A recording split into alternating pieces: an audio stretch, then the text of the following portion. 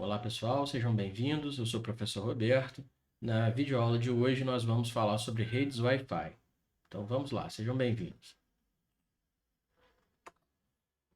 Bom, as redes Wi-Fi são redes sem fio que transmitem sinais por ondas eletromagnéticas, sinais binários, conjuntos de dados binários através de ondas eletromagnéticas. Ok? Bom, a transmissão a rádio, né, ela acontece por antenas que servem tanto para transmitir como para receber sinais, né, de ondas eletromagnéticas que utilizam o elemento rádio, né, como um elemento de modulação de sinal, né? Ela pode acontecer como AM ou FM. AM é a sigla para amplitude modulada e FM para frequência modulada. A gente vai ver daqui a pouco o que é amplitude e o que é frequência, ok? Bom, os sinais de transmissão a rádio, né, acontecem na nossa atmosfera por conta das moléculas do elemento rádio, né, que são encontrados no, no ar. Né? Então, nós temos a modulação dessas moléculas formando aí uma onda que pode ser moldada através ou da amplitude, que é a altura em que essa onda alcança, né, seja no polo positivo ou no polo negativo. Nós temos aqui o exemplo, né, de uma onda senoidal sendo exibida em decorrência do tempo, ou então pela frequência. A frequência é a quantidade de ondas completas, ou seja, a onda partindo do zero, percorrendo todo o polo positivo, todo o polo negativo e retornando para o zero. Né? Aqui a gente encerra uma onda senoidal completa. No período de um tempo, vamos designar aqui que o fim dessa nossa representação aqui seja o período de 1 segundo. Né? Então, no período de 1 segundo, na decorrência do tempo, nós teríamos aqui nessa representação uma, duas, três, quatro ondas senoidais completas. Né? Então, isso designa uma frequência de 4 Hz. Bom, o sinal também ele tem, né, a potência, que é o sinônimo, né, da amplitude. Então, quanto maior for a amplitude do sinal, maior é a potência, ou seja, maior é a quantidade de ondas com uma alta amplitude que chega em um determinado ambiente. Né? E a frequência, como a gente viu, né, é a quantidade de ciclos decorrente do período de 1 segundo, né, na decorrência do tempo. Então, a transmissão à rádio acontece dessa maneira. Os dados binários, né, os zeros e uns, que os nossos computadores, os nossos celulares, né, enviam através das redes Wi-Fi, percorrem essas ondas de eletromagnetismo. Bom, existe, né, um órgão regulamentador para as redes e comunicações eletrônicas em geral, né, internacional, chamado I3E, né, que é o Instituto de Engenharia Elétrica e Eletrônica, que regulamenta todos os padrões de equipamentos eletrônicos ao redor do mundo. No Brasil, nós temos a Anatel, que é a Agência Nacional de Telecomunicações, que submete as suas padronizações ao Instituto de Elétrica e Eletrônica. Bom, nós temos diversos tipos de regulamentações e padronizações, né, de comunicações Wi-Fi. Alguns não foram adotados no Brasil. No Brasil, os que mais foram utilizados estão listados aqui. Começamos com o padrão 802.11a, que atua numa frequência de 5 GHz e com uma taxa de transmissão de 54 megabits por segundo. Então, esse foi o primeiro padrão a ser testado e utilizado no Brasil, né? Só que essa frequência de 5 GHz ela causava muito conflito com outros equipamentos que já utilizavam essa faixa de frequência. Então, foi desenvolvido um outro padrão, né, para ser usado no Brasil, 802.11b, né, foi adotado aqui para ser usado no Brasil, que atuava numa frequência de 2,4 GHz. Então, metade do seu antecessor. Porém, a taxa de transmissão de dados era muito mais baixa do que do anterior, né? Que atuava em 54 megabits por segundo e a 802.11b atua em 11 megabits por segundo. Essa taxa de transmissão ela foi suficiente durante muito tempo, quando a finalidade da transmissão de dados por redes Wi-Fi ela tinha o objetivo de apenas compartilhar uma conexão de internet com os dispositivos que eram conectados ao access point, né, ao ponto de acesso, que é o roteador wireless. Porque as conexões de internet, há uns tempos atrás, alguns anos atrás, não chegavam a essa taxa de transferência. Eram conexões que eram mais lentas, né? Apesar de ser banda larga, mas eram conexões de 500 kbps, 1 mega, 2 mega, 3 mega. Então não chegavam a esse limite de 11 megabits por segundo. Quando a qualidade da conexão de internet aumentou, foi necessário melhorar a taxa de transmissão da conexão Wi-Fi para atender ao que um provedor pudesse fornecer a um usuário, né, em termos de qualidade de conexão com a internet. Então surgiu o padrão 802.11g, que atuava em 2,4 GHz também, e tinha a frequência do primeiro padrão, do primeiro modelo, de 54 megabits por segundo.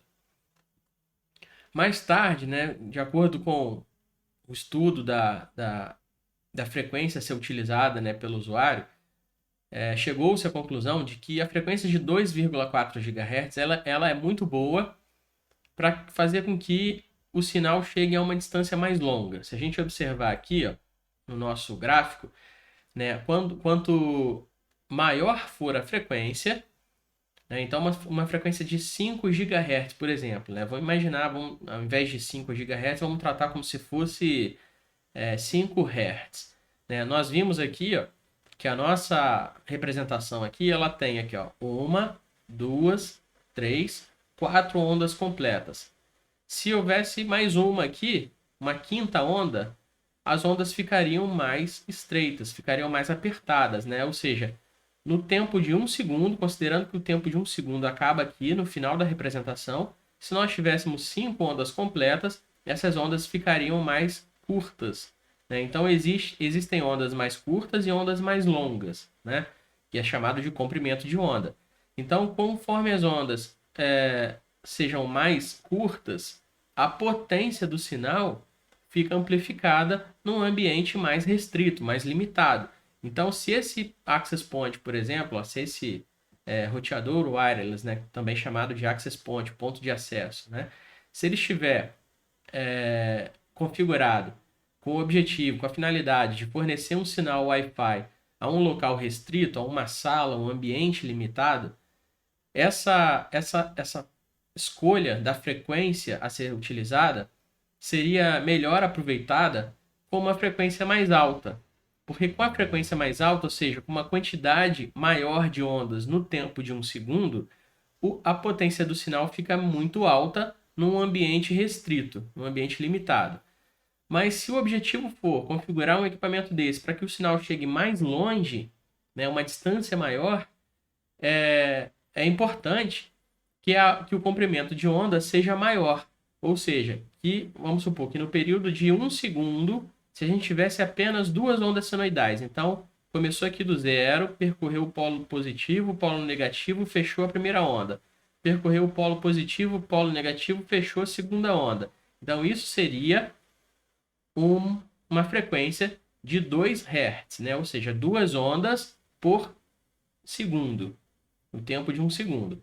Então, se o comprimento da onda for maior, né, ou seja, as ondas forem mais espaçadas, ela tem a característica de percorrer um espaço maior e chegar a uma distância maior. Então, o sinal fica com uma potência de chegar a um dispositivo que está numa distância maior do equipamento que está fornecendo o sinal. Né? A potência fica menor num ambiente mais próximo ao equipamento, mas ela chega mais longe. Então, tem essa diferença, né? Se a gente usa uma frequência de 2,4 GHz, o sinal chega mais longe. Se a gente usa uma frequência de 5 GHz, o sinal fica mais forte num local menor. Ok? Então, por isso surgiu o padrão 802.11n, que possibilitou com que o usuário escolhesse trabalhar, atuar, né, com 2,4 ou com 5 GHz. E aí a taxa de transferência varia de acordo com o equipamento, né, de acordo com a marca, o modelo, né, e a qualidade do equipamento que foi fabricado, né, podendo chegar a 11, 54, 100, 150 ou até a 300 megabits por segundo.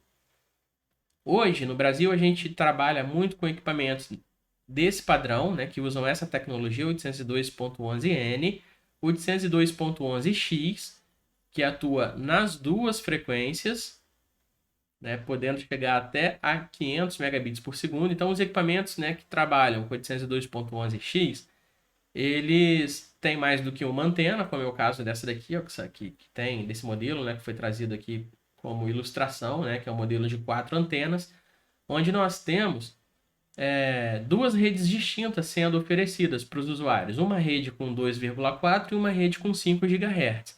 E o usuário se conecta naquele achar melhor ou que tiver com o melhor sinal. Se ele estiver próximo ao equipamento, é mais vantajoso conectar numa rede de 5 GHz. Se ele estiver mais distante, ele vai ter mais vantagens se conectar numa rede de 2,4 GHz. Dependendo da distância, o usuário nem vai conseguir identificar a rede de 5 GHz. Só vai aparecer no equipamento dele a opção para se conectar na rede de 2,4. E aí você pode, inclusive, usar nomes diferentes, nomes distintos para essas redes, né? Os equipamentos têm esse recurso. O padrão 802.11ac também atua nas duas frequências, né, possibilitando que o usuário, o administrador, né, do equipamento, possa habilitar dois tipos de redes distintos e ela pode chegar até 7 gigabits por segundo. Né? Então, é uma alta taxa de transferência, uma conexão de banda larga altíssima, né, para poder oferecer uma qualidade melhor de navegação e de transmissão de dados. Né?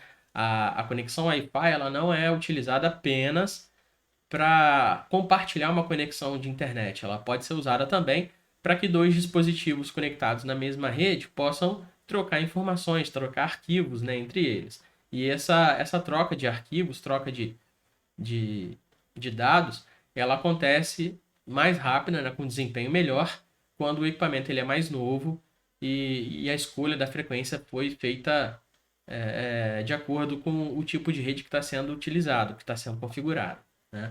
Ou seja, com a distância entre os equipamentos. Bom, quando a gente vai configurar um dispositivo como esse, né, um access point, ou um roteador Wi-Fi, é necessário prestar atenção a algumas características. A primeira delas é o canal de atuação. Né? O canal de atuação ele pode variar do canal 1 até o canal 14. Né? Então, pouca gente se atenta a essa característica da configuração de Wi-Fi quando compra um equipamento desse. A maioria dos usuários só se preocupam em trocar o SSID, que é o nome de identificação da rede, né? Ou seja, o nome como a rede vai ser detectada pelos computadores, pelos celulares. Né? E algumas pessoas chegam a colocar uma chave de criptografia, né? Que alguns usuários imaginam que seja a senha para acessar a rede, mas que não é, na verdade, a senha. Daqui a pouco eu falo sobre isso. Né? Então, o SSID e a chave de criptografia são conhecidos pela maioria das pessoas, né, que estão instalando, que estão configurando, né, um equipamento como esse, que é um Access Point. Mas elas não se dão conta de outros recursos, né, que pode haver, que pode fazer com que a sua rede fique mais otimizada, pode fazer com que ela fique mais segura, mais estável, com desempenho melhor. Né? E uma dessas características é o canal de atuação. A escolha do canal de atuação é muito importante. Né? Porque quando a gente vai configurar um access point, se você não configura o canal de atuação, pode coincidir dele se manter num canal onde tem outro equipamento próximo atuando nesse mesmo canal. Isso causa um conflito, né? Ou seja, um equipamento acaba interferindo no sinal do outro. E aí o sinal pode não chegar longe demais, pode ficar caindo toda hora, a internet pode ficar lenta, né? Ou seja, a taxa de transmissão pode ficar lenta. Então, existe um aplicativozinho para mobile, né? Ou seja, para celulares que usam o sistema operacional Android, chamado Wi-Fi Analyzer, que ele é muito bom e está sendo exibido aqui a telinha dele. O Wi-Fi Analyzer, né, que é o analisador de Wi-Fi, ele te mostra na tela do celular todos os canais que todos os roteadores do seu ambiente estão utilizando. Então, seus vizinhos, né, ou uma empresa vizinha, ou algum equipamento, né, que foi configurado próximo, né, da localidade onde você está configurando o seu, pode estar no mesmo canal que você pretende utilizar o seu equipamento. Então, é bom observar isso daqui. Cada equipamento, quando a gente escolhe um canal, né, por exemplo, o canal 3, a escolha do canal 3 significa que o pico do sinal vai ficar no canal 3, mas ele começa no canal 1, o canal percorre, né, os canais 1, 2, 3, 4, 5, né, e termina ali no canal 5, né? Então ele começa no 1, chega no 2, o pico dele é no 3, 4 e termina no 5. Então a escolha do canal é a escolha do pico do sinal. Então é importante escolher, para configurar o seu equipamento, um canal que esteja mais liberado, né? Que ele não coincida no pico dele com nenhum outro sinal de outro equipamento. De preferência que ele não coincida nem com o início e o final da transmissão de outro equipamento, né? Então, se tivessem vários equipamentos conectados, configurados aqui nos primeiros canais, seria mais vantajoso escolher um canal mais alto de atuação para o meu equipamento, para que ele possa ficar mais livre de interferências. Bom, como eu já falei, o SSID é o nome como a rede vai ser identificada, como ela vai ser encontrada pelos equipamentos. E a chave de criptografia, que algumas pessoas pensam ser a senha de acesso à rede, na realidade é a chave de embaralhamento dos dados, porque não existe chave de acesso a uma rede Wi-Fi. Todos os equipamentos que estão próximos a um roteador, um access point, já estão automaticamente recebendo conteúdo. Porque as antenas não conseguem identificar onde estão os equipamentos para os quais, né, o sinal deve ser enviado. Então, o envio de sinal Wi-Fi ele é omnidirecional, ele acontece para todos os lados, para todas as direções. Então, todos os equipamentos, celulares, computadores, notebooks, né, que estão próximos do access point, próximos do roteador, estão recebendo informação, arquivo, dados, né, que são transmitidos. Então, não existe, né, essa segurança que as pessoas imaginam de que, olha, eu estou transmitindo só para um único dispositivo, para um único computador, né? Não existe isso. Ou então, só o meu celular está recebendo essa informação. Não. Todo mundo que está próximo está recebendo. Só que nem todo mundo consegue visualizar o conteúdo que está recebendo. É necessário possuir a chave de criptografia. Criptografia, na realidade, é o embaralhamento dos dados, né? Então, os dados eles chegam embaralhados para todo mundo. E só quem possui a chave de criptografia consegue desembaralhar e visualizar o conteúdo desses dados, né? Seja ele uma foto, uma mensagem de texto, uma música e por aí vai, né? Independente do tipo de dados que esteja chegando. Então, só quem possui a chave de criptografia consegue acessar o conteúdo dos dados. E aí essas chaves podem ser de 3 tipos distintos, né? O app é a mais antiga, são chaves, né, formadas aí por até 10, aliás, exatamente 10 caracteres hexadecimais, né, que vão de 0 a F.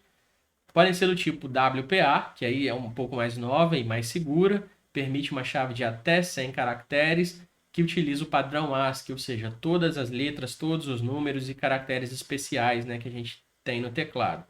E pode ser do tipo WPA2, essa é a mais segura de todas, né? São até 100 caracteres ASCII, assim como a WPA, mas inclui espaços, né? Então, é o que a gente chama de passphrase, né? Você pode colocar uma frase como sendo a sua senha de chave WPA2. Então, é o tipo de chave atualmente mais segura que existe para redes Wi-Fi. Ok? Bom, além dos 3 itens aqui que nós vimos, né, como SSID, chave de criptografia e o canal de atuação, existem muitas outras características, né, do seu access point, do seu roteador wireless, que podem ser configuradas e que pouca gente conhece. como, por exemplo, né, um recurso muito comum chamado Parental Control, que é o controle de pais, né, e que funciona de forma a administrar o conteúdo que pode ser aberto pelos usuários da rede, os usuários que estão conectados na internet pelo seu roteador wireless, né? O Parental Control ele pode trabalhar de três maneiras diferentes, de modo a proibir determinados sites de serem acessados. Então, quando a gente configura esse recurso no roteador, a gente tem a opção de digitar vários endereços da internet, que são vários sites, onde o usuário não vai poder acessar, não vai poder abrir esse conteúdo. Ele pode funcionar de um modo inverso, né, onde você pode colocar numa listagem apenas os sites onde os usuários terão acesso, né, ou seja, que é o permitir. Então, todo o conteúdo da internet fica bloqueado, a não ser o que está listado, né, ou seja, o que já foi previsto na listinha de permissão. E você pode fazer o acesso por termo, ou seja, numa caixinha de texto lá na configuração do roteador, você pode digitar todos os termos que você considera impróprios, ou seja, proibidos. E aí, antes do site ser aberto no navegador dos usuários, o site tem o conteúdo analisado pelo roteador.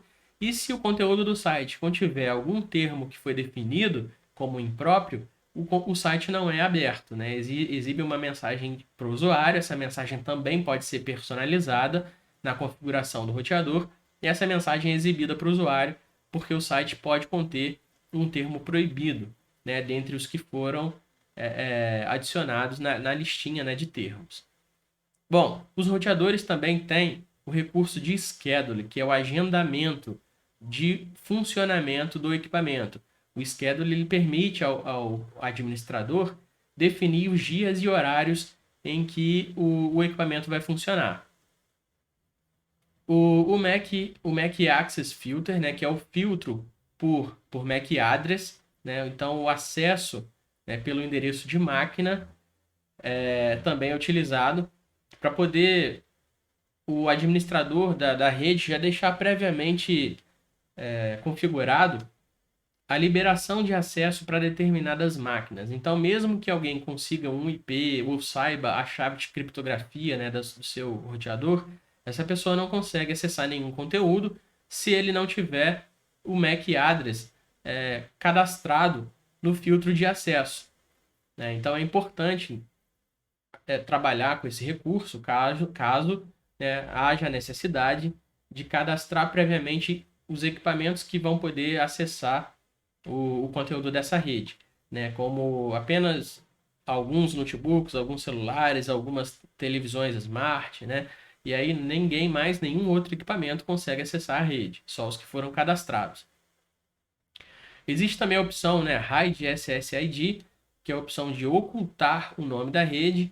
Também pode ser encontrado em alguns modelos como o Broadcast SSID, né, que seria o oposto, o contrário. Hide significa ocultar o SSID, que é o nome da rede. Então, quando essa opção é acionada, quem já conectou na rede permanece conectado. Quem não conectou nem vai conseguir descobrir que ali existe uma rede, porque o nome da rede vai ficar oculto, né? Então, quando o usuário apontar ali, né, clicar ali no símbolozinho da rede, o nome da rede não vai aparecer. E o Broadcast SSID é o contrário, né? Ele tem que estar marcado para o usuário conseguir identificar a rede pelo nome dela, pelo SSID. Se ele tiver desmarcado, a rede é ocultada. Existe o recurso, né, de Log Access, que é o histórico de acesso, que é armazenado no Access Point, né, no roteador, onde ele grava o MAC address do equipamento, ou seja, o endereço de máquina de cada computador que utilizou cada um dos IPs que foi fornecido, né, pelo serviço DHCP do roteador, que é o serviço de fornecimento de IPs automático, quais sites eles acessaram, em quais dias e em quais horários. Então é armazenado todo um histórico de acesso de todos os equipamentos que pode ser verificado acessando a configuração do roteador. E alguns modelos mais novos de roteadores atuam, né, eles podem, né, oferecer o serviço de QoS, né, que é Quality of Service, né, que é a qualidade do serviço, onde o administrador da rede pode personalizar a prioridade de cada serviço, né? Definindo, por exemplo, como sendo mais prioritário o serviço de streaming, né? Ou seja, abertura e visualização, né, de vídeos da Netflix, do YouTube, em decorrência de downloads, por exemplo, né? A gente pode priorizar um determinado tipo de acesso a conteúdo em detrimento de outro tipo de conteúdo. Bom, como é que a gente aciona, então, como é que a gente acessa as configurações de um Access Point? É bem simples. Todo Access Point, ele funciona originalmente, ou seja, quando vem de fábrica, ele funciona como um servidor DHCP. Então, basta se conectar a esse equipamento, seja por cabo ou por Wi-Fi, né? Ou seja, o roteadorzinho wireless, todo roteador wireless, ele vem com um cabinho de rede, né? Justamente para que o usuário possa conectar qualquer equipamento, né? Um computador de mesa, um notebook, né? Conectar fisicamente o equipamento ao Access Point. Então, ao se conectar por cabo ou por Wi-Fi, o computador conectado recebe automaticamente um IP. Isso por conta do serviço DHCP que já existe em todos os Access Points, em todos os roteadores wireless.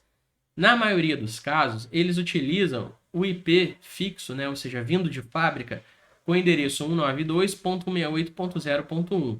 Mas existem alguns fabricantes e alguns modelos que utilizam outras faixas de IP, né, até de outra classe, né, como 10.0.0.1, ou então até mesmo da classe C, só que com IP um pouco alterado para não causar conflito em outro equipamento que já utilize esse endereço IP. Então já vi casos, né, de equipamentos que vêm com IP 192.168.1.1. Né? Então, para descobrir qual é o IP do equipamento, basta plugar o cabo ou se conectar pelo Wi-Fi e observar qual foi o IP que foi fornecido para sua máquina. Então, por exemplo, na minha máquina física aqui, se eu entrar nas configurações de rede, eu estou conectado para o Wi-Fi, né? Eu posso vir aqui, ó, central de rede compartilhamento, alterar as configurações do adaptador. Eu venho na minha conexão de rede, né, que eu estou conectado numa rede chamada NetSala 2 GHz. Então, se eu entrar aqui nas propriedades e nos detalhes dessa rede, eu vou observar que, olha, o meu computador está com o DHCP ativado, então ele recebeu um IP por um servidor DHCP. O IP que eu estou usando é 192.168.0.14 e quem forneceu esse IP para o meu computador é o meu servidor DHCP, atende pelo IP 192.168.0.1. Então, para eu acessar as configurações do meu roteador wireless, basta eu digitar esse IP na barra de endereços de qualquer janela, né? Por exemplo, nessa aqui, ó, 192.168.0.1. Isso faz com que eu acesse automaticamente, né, as configurações do meu Access Point, né, do meu equipamento que está fornecendo IP para o meu computador. Bom, eu não vou acessar agora, né? Vou continuar aqui a nossa apresentação.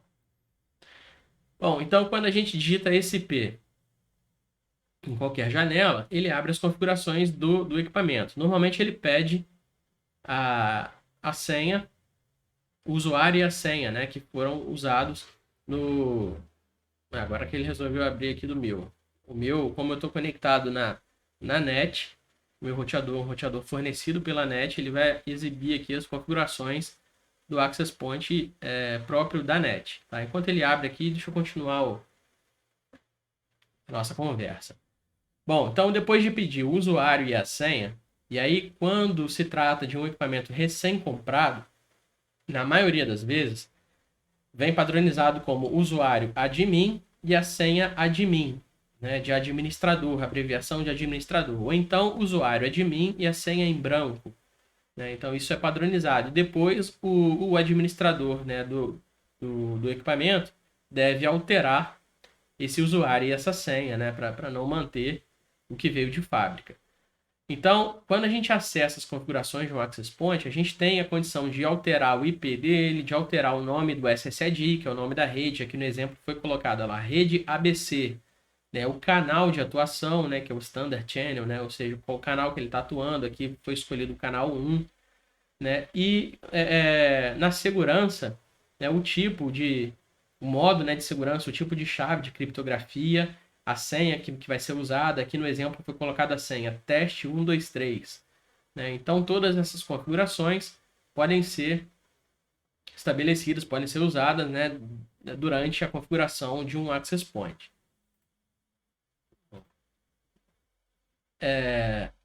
Vamos exemplificar agora no nosso simulador de rede, no nosso Packet Tracer, como que a gente atua com uma rede Wi-Fi aqui no nosso simulador.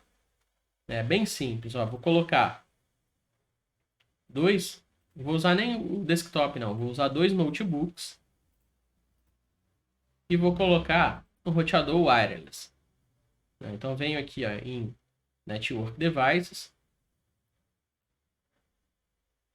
e vou usar esse modelo aqui, o WRT300N, um modelo de roteador da Linksys, que é a linha de equipamentos wireless da Cisco. Bom, como eu falei para vocês, na vida real a gente pega um cabo, né, conecta um cabo até o roteador. Então é o que eu vou fazer, ó. Esse notebook aqui, ele tem uma plaquinha de rede Ethernet e eu vou usar um cabo reto para conectar na porta Fast Ethernet desse notebook até uma das portas Ethernet do roteador. Vou usar essa Ethernet 1 aqui, ó. Então, na vida real, é isso que nós faríamos, né? Ou seja, conectaríamos um cabo, o cabo que vem com o equipamento, né? Que é um cabo de rede reto, ou seja, com as duas portas crimpadas iguais. Vou esperar que ele ficar verdinho, né? Ou seja, ele identificar o MAC address do equipamento para poder acessar as configurações desse roteador wireless.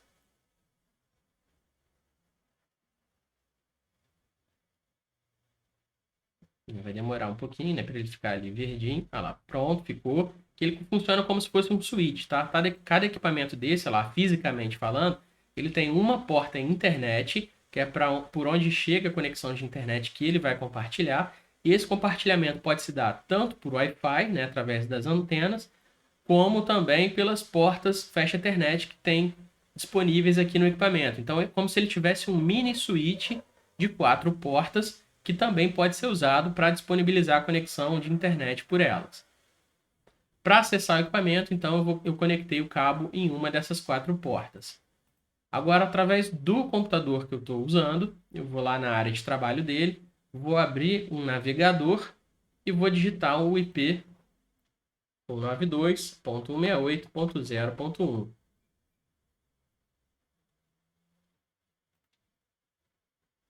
Primeiro deixa eu ver se foi esse mesmo IP que eu peguei, né? Aliás, não sei nem se eu configurei ele para pegar IP. Vamos ver, ó. Lá, não configurei. Estava usando IP estático, por isso que está em branco. Então, eu vou mudar para DHCP para que ele possa receber. Agora sim, recebeu um IP. O IP que eu recebi foi 192.168.0.100. E quem me forneceu esse IP foi aqui, ó, o meu gate 192.168.0.1. Então, esse vai ser o IP que eu vou usar lá no meu browser. Agora ele vai abrir, 192.168.0.1. Tá. 01. Ele pede usuário e senha. Admin. Pronto. Abriu as configurações aqui do meu roteador. Então aqui eu posso alterar o IP do roteador. Aqui eu posso mudar a quantidade de usuários, né, que eu quero que ele forneça IP.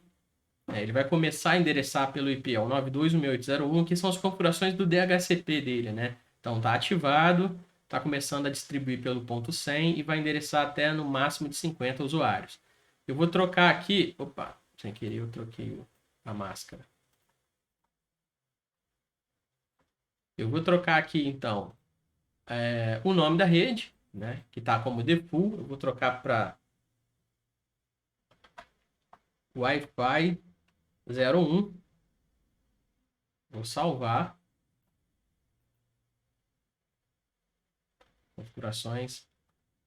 Configuração feita com sucesso, né? Salvei. Então, esse agora é o nome da rede, Wi-Fi 01, e vou definir uma segurança de wireless, né? Ou seja, eu vou definir uma senha do tipo WPA. Essa senha vai ser teste 123. Salvei. Para finalizar, eu vou só alterar a faixa de endereçamento IP. Ele está fornecendo IP através da faixa lá, 192.168.0.1. Então, eu vou configurar ele para fornecer classe B, 172.16.0.1. E aí, vai começar pelo 172.16.0.10 e vai fornecer 10 IPs. Então, eu vou salvar.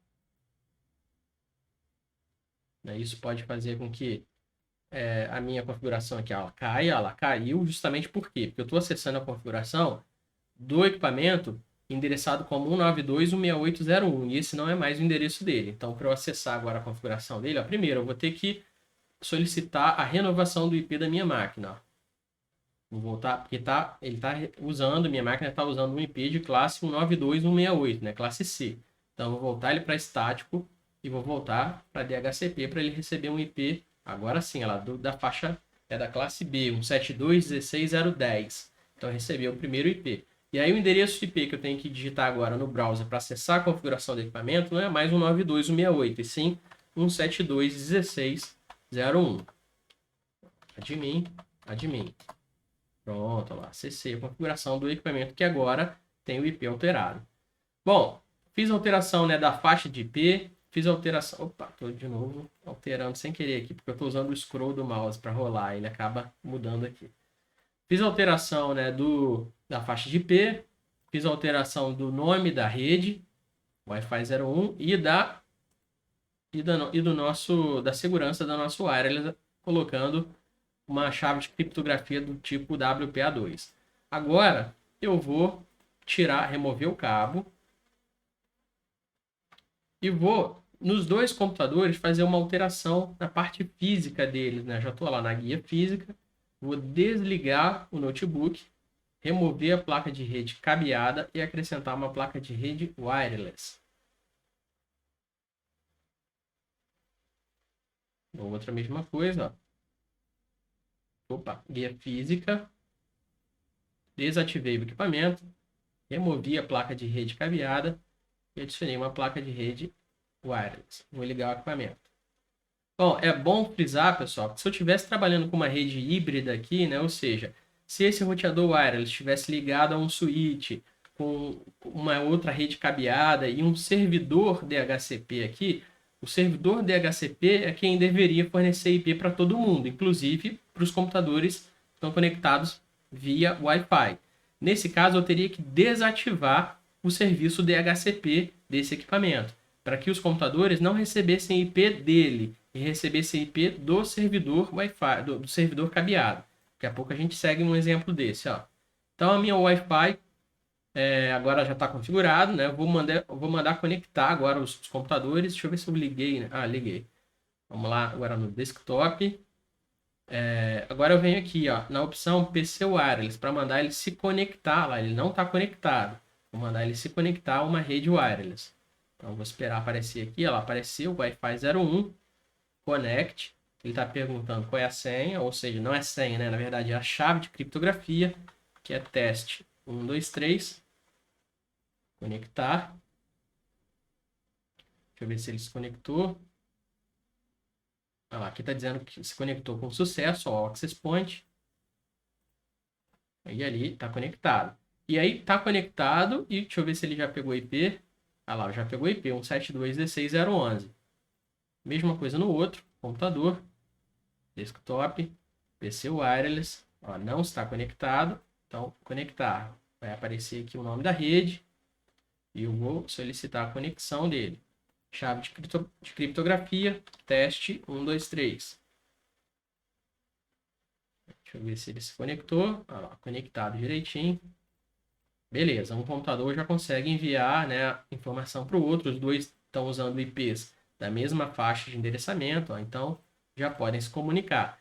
Agora, se eu quisesse que eles não recebessem IP do meu Access Point, ou seja, eu vou montar uma rede híbrida aqui, né? Então eu quero ter aqui um switch. Vai ter um switch. um computador cabeado conectado a esse switch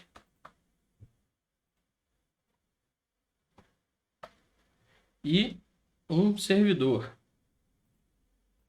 conectado a esse switch.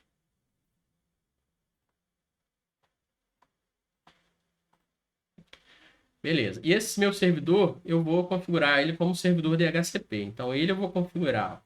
Inclusive, usando a faixa de endereçamento IP aqui, eu vou colocar a faixa da classe, vou colocar um IP de classe A, ó, 10.0.0.1. Máscara de subrede, vou usar, deixar padrão. O gateway a gente não tem, mas vamos imaginar que a gente tenha um gateway aqui. Vou colocar aqui, ó, que o nosso gateway vai ser 10.0.0.2, ok? 10.0.0.2. Vou colocar até um roteador aqui, 1841, que vai ser o meu gateway. Vamos supor que aqui, né, estejamos, né, com esse roteador interligado. Vou até configurar a porta dele, ó. Porta FA01, com IP 10.0.0.2, que foi aqui que eu indiquei como gateway. Vou levantar essa porta. Beleza. Então, aqui seria o meu gateway, que me daria uma conexão com a internet.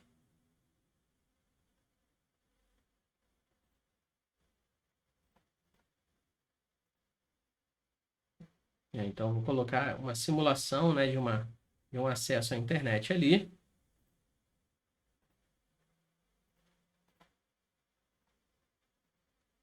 Beleza. Ó, aqui é a saída, né, da minha rede para conexão com a internet. Tá? Vou até abrir a porta FA01 ali. Beleza. E aí, o que eu quero fazer agora? Eu quero fazer com que esses dois notebooks aqui que estão conectados por Wi-Fi recebam o IP desse servidor aqui. Então, vou configurar o serviço DHCP dele. Ó, vou ativar o serviço DHCP desse servidor, indicando como gateway o 10.0.0.2, que é o meu roteador. Esse roteador aqui, ó, que vai enviar informação para fora, para a internet. O DNS eu não tenho, né? Não coloquei ainda. Quero que ele comece a endereçar pelo 10.0.0.10 e que ele forneça IP para 50 computadores.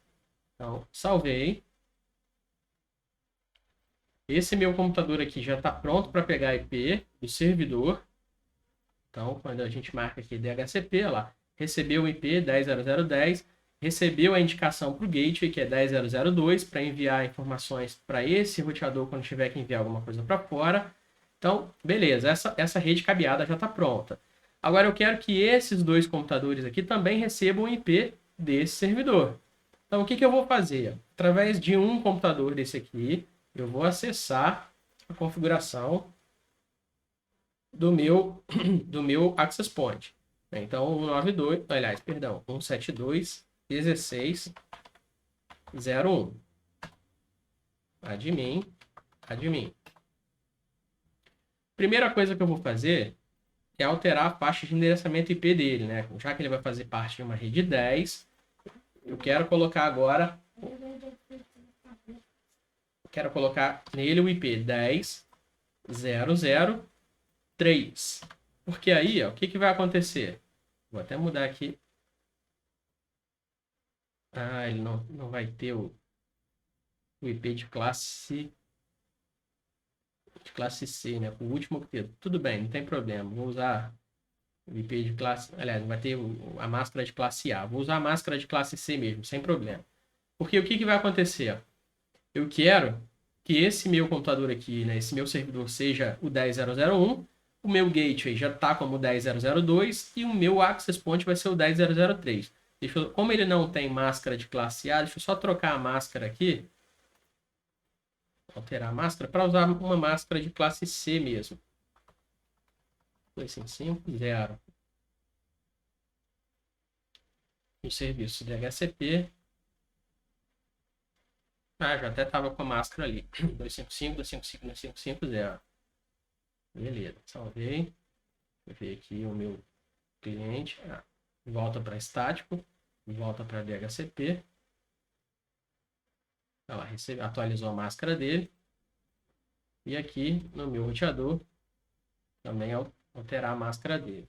255, 255, 255, 0. Ok? Alterou a máscara. Beleza. Bom, agora vou voltar lá no meu computador, que está configurando meu laptop, né? Que está configurando o meu Access Point. Web Browser. Acho que eu não cheguei a salvar, né? 172.16.0.1. Admin. Beleza, não tinha chegado a salvar. Então, vou alterar o IP dele para 10.0.0.3. Vou salvar as alterações. Vai cair a conexão, né? Porque ele está acessando a configuração do equipamento 172.16.0.1. Então, caiu. Eu vou renovar o IP, né, para que o meu computador tenha agora um IP de classe A. Olha lá, 10.0.0.10, só que ele está recebendo o IP ainda do meu Access Point, né? Não está recebendo IP do servidor. Então, recebeu 10.0.0.10 daqui e não desse aqui, porque não tem nem ligação ainda, né? O outro computador, eu vou renovar o IP dele também, olha lá, estático, DHCP. Pegou o IP direitinho. Inclusive o gateway que ele está achando, olha lá, aqui, ele está achando que é o 10.0.0.3. Né? Ou seja, pegou um gateway aqui que a gente ainda nem tem referência, né, de nada. Bom, nesse equipamento agora, né, vou voltar lá na configuração dele, 10.0.0.3, admin. E o que eu vou fazer? Eu vou desativar o serviço DHCP dele. Então, ó, desativei. E vou salvar. Então, ele continua com o IP 10.0.0.3, mas ele não vai mais fornecer IP para os meus clientes. Inclusive, eles até caíram a conexão deles. Ó. Tá? Não vai fornecer mais IP para ninguém. E aí eu vou colocar agora um cabo ligando qualquer porta flash Ethernet do meu switch com uma porta Ethernet, qualquer porta Ethernet do meu roteador wireless. Tá? Não pode ser a porta internet, porque ele não está recebendo uma conexão de internet, ele está recebendo uma extensão dessa rede. Então, Ethernet. Ficou laranja, daqui a pouco vai ficar verdinho. Eu vou esperar ficar verdinho aqui, ou seja, para ele identificar o MAC address. E aí sim, vou solicitar a reconexão dos notebooks pela Wi-Fi, né, nesse roteador. E aí, quando os notebooks se conectarem pelo Wi-Fi ao Access Point, eles vão receber IP não mais do Access Point, e sim desse servidor, que vai fornecer IP, fornecer máscara e indicar para eles que o gateway é esse roteador aqui. Ó. Olha lá, reconheceu o MAC address, ficou verdinho. Vou solicitar a conexão agora à rede wireless. Quero me conectar. A chave. Teste 1, 2, 3. Conectar. Olha lá, se conectou, beleza. Vamos ver se ele pegou agora IP.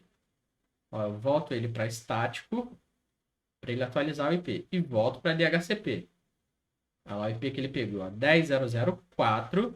Quem forneceu esse IP para ele? Indicou para ele que o gateway é 10.0.0.2, que é exatamente esse cara aqui, ó, 10.0.0.2. Mesma coisa ali com o outro, ó. Esse é o wireless, vou mandar ele se conectar. Na rede Wi-Fi 01, senha, teste 1, 2, 3, aliás, senha não, chave, né, de criptografia, teste 1, 2, 3, deixa eu ver se ele se conectou, olha lá, conectou, beleza, IP configuration, ó, tava no IP antigo ainda, então volto para estático e volto para DHCP, para ele atualizar o IP, 10.0.0.5, gateway 10.0.0.2, prontinho, agora todos os computadores, esses dois notebooks, mais esse computador cabeado, estão recebendo o IP do servidor, o serviço DHCP do servidor, e todos estão recebendo como indicação de gateway essa porta aqui do roteador que está ligado na internet. Então, beleza, agora montamos aqui uma rede mista onde todos os computadores se comunicam. Então, se eu quiser, por exemplo, aqui para o modo simulação, se eu quiser, por exemplo, aí, se eu quiser enviar um teste de conectividade, ou seja, um ICMP, um pacote ICMP, desse computador cabeado para esse computador sem fio, vamos analisar.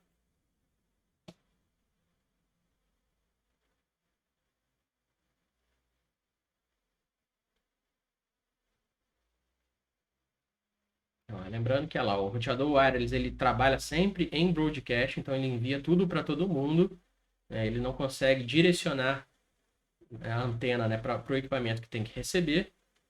E aí o pacote retornou, né? A resposta também recebe aqui um broadcast, né? A resposta que foi enviada pelo notebook, mas o retorno chegou com êxito ao computador que tinha enviado a mensagem. Então, a nossa rede está funcionando perfeitamente. Os computadores cabeados conseguem se comunicar com os computadores sem fio, sem problema nenhum.